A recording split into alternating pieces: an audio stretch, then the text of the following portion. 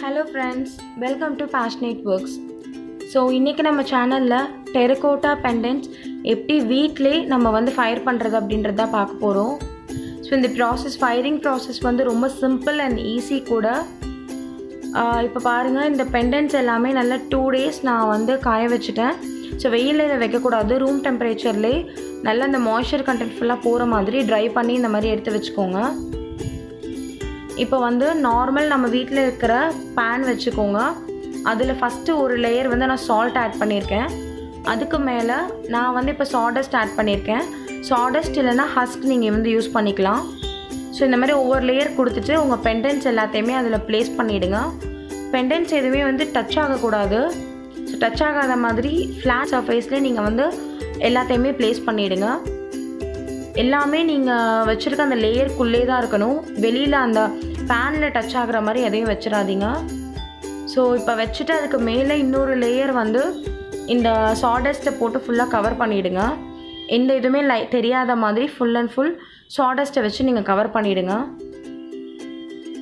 இந்த மெத்தட் வந்து கண்டிப்பாக உங்களுக்கு ரொம்ப யூஸ்ஃபுல்லாக இருக்கும். நான் இது வந்து ட்ரை பண்ணி தான் நான் சொல்லியிருக்கேன். எனக்கு நல்லாவே இது வந்து பேக் ஆகிருக்கு. அந்த ஃபைனலாக நான் எப்படி அது வந்ததுன்றதையும் காட்டுறேன் பெண்டன்ட்ஸ் எல்லாத்தையுமே. So layer by layer process தான் இது. ஸோ செகண்ட் லேயர் நம்ம கவர் பண்ணிட்டோம். அதுக்கு மேலே ஒரு லேயர் சால்ட் நான் கொட்டியிருக்கேன். அதுக்கப்புறமா லைட்டாக அகெயின் ஒரு லேயர் வந்து சாடஸ்ட் நம்ம வந்து ஸ்ப்ரெட் பண்ணிக்கலாம். இது எதுக்காகனா செகண்ட் லேயர் நான் வைக்க போகிறதுக்காக.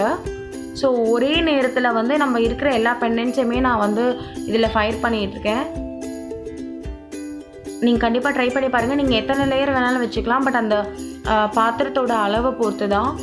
ஸோ ரொம்பவும் ப்ரெஷர் கொடுத்துடாதீங்க பெண்டன்ட்ஸ்க்கு. இப்போ செகண்ட் லேயர் பெண்டன்ட்ஸ் நான் வச்சிட்ருக்கேன் இதில். ஸோ இதை கவர் பண்ணுறதுக்காக அகெயின் நம்ம வந்து சாடஸ்ட் இதில் போட்டுக்கலாம்.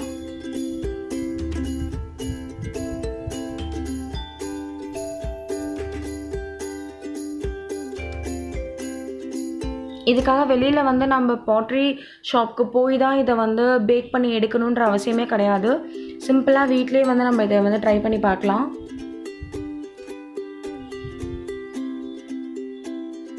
இப்போ அதை கவர் பண்ணுறதுக்கு அகெயின் ஒரு லேயர் சால்ட் நான் ஆட் பண்ணியிருக்கேன். இப்போ நான் 3rd லேயர் வைக்க போகிறேன். என்னோடய பாத்திரம் வந்து கொஞ்சம் ஹைட்டாக இருக்கிறதுனால, ஹைட்டாகவும் இருக்குது அகலமாக இருக்கிறதுனால நான் 3 லேயர் வச்சு என்கிட்ட இருக்கிற எல்லா பெண்டன்ட்ஸுமே நான் இதில் வந்து ஆட் பண்ணிட்டேன். ஸோ நீங்கள் உங்கள்கிட்ட இருக்க பெண்டன்ட் அண்ட் அந்த பாத்திரத்தோட அளவை பொறுத்து லேயர் ஃபிக்ஸ் பண்ணிக்கோங்க. ஏன்னா நீங்கள் நிறைய லேயர்ஸ் வச்சாலுமே இதில் வந்து பேக் ஆகாது எல்லா பெண்டன்ட்ஸுமே. ஸோ அந்த ஹீட் வந்து ஃபுல்லாகவே ஸ்ப்ரெட் ஆகணும். அதுக்கேற்ற மாதிரி நீங்கள் வந்து பெண்டன்ட்ஸ் வந்து வச்சுக்கோங்க. இப்போ ஃபைனல் ஒரு லேயர் வந்து நான் சால்ட் இதில் போட்டுட்டேன். அதுக்கப்புறமா கொஞ்சம் சாடஸ்ட்டும் இதில் வந்து நான் தூவி விட்டுருக்கேன். இப்போ இதை வந்து நல்லா ஹை ஃப்ளேமில் நான் வச்சுருக்கேன். ஒரு 1 hour ஆகும். ஆக்சுவலாக ஒரு 45 minutes to 1 hour நீங்கள் வந்து வெயிட் பண்ணணும். இப்போ ஆஃப்டர் 20 minutes பார்த்தீங்கன்னா அந்த கார்னர்ஸ் எல்லாமே நல்லா பிளாக் ஆகிருக்கு. ஸோ இது வந்து 30 minutes ஆனதுக்கப்புறமா நான் எடுத்திருக்கேன். இப்போ ஆல்மோஸ்ட் 50 minutes ஆச்சு எனக்கு. ஸோ 50 minutes கழித்து நான் ஒரே ஒரு பீட் மட்டும் நான் எடுத்து காட்டுறேன். இந்த கார்னரில் எனக்கு வந்து நல்லா பிளாக்காக தெரிஞ்சுது.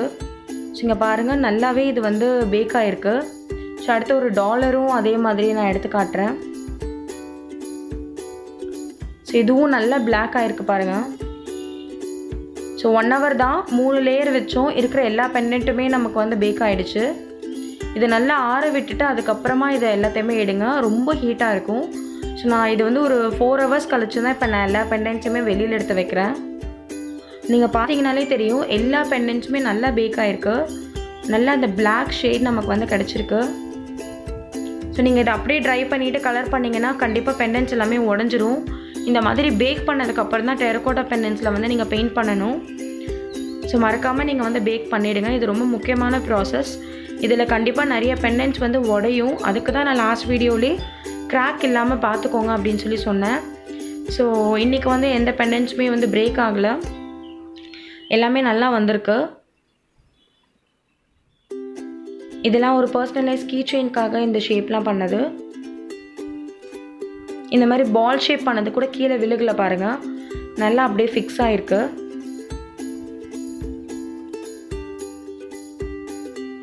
அண்ட் இந்த மாதிரி பேக் பண்ணி எடுத்ததுக்கப்புறம் அந்த டிசைன்ஸ் எல்லாமே உங்களுக்கு எக்ஸாக்டாக தெரியும். அதனால் நீங்கள் பெயிண்ட் பண்ணும்போது உங்களுக்கு வந்து ரொம்ப அழகாக இருக்கும். அவுட்கம் வந்து இந்த ப்ராசஸில் ரொம்ப நல்லாயிருக்கும். நேச்சுரல் க்ளே யூஸ் பண்ணுங்கள். இந்த மாதிரி பேக் பண்ணி நீங்கள் டெரகோட்டா பெண்டன்ட்ஸ் பண்ணிங்க அப்படின்னா ரொம்ப நல்ல ரிசல்ட் வரும். உங்களுக்கு இந்த வீடியோ யூஸ்ஃபுல்லாக இருந்தால் லைக் பண்ணுங்கள், ஷேர் பண்ணுங்கள், சப்ஸ்கிரைப் பண்ணுங்கள். தேங்க்யூ.